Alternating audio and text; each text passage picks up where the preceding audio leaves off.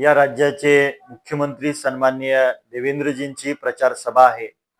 तर शहर विकास आघाडीच्या सर्व कार्यकर्त्यांना, पदाधिकाऱ्यांना आणि स्वर्गीय आबासाहेबांवरती विश्वास ठेवून आजपर्यंत काम करणाऱ्या शेतकरी कामगार पक्षाच्या शहरातल्या सर्व नागरिक, माता भगिनी, वडीलधारी मंडळी, तरुण सहकाऱ्यांना माझी विनंती आहे की उद्याच्या प्रचार सभेला आपण सर्वांनी मोठ्या संख्येने उपस्थित राहावं। आपल्याला इतरांसारखी बाहेरून पब्लिक आणायची नाही। या शहरातली जी जनता आहे, जी शहर विकास आघाडीच्या पाठीमागे आहे, विशाल एक संभ्रम निर्माण करण्याची कटकारस्थान रचलं।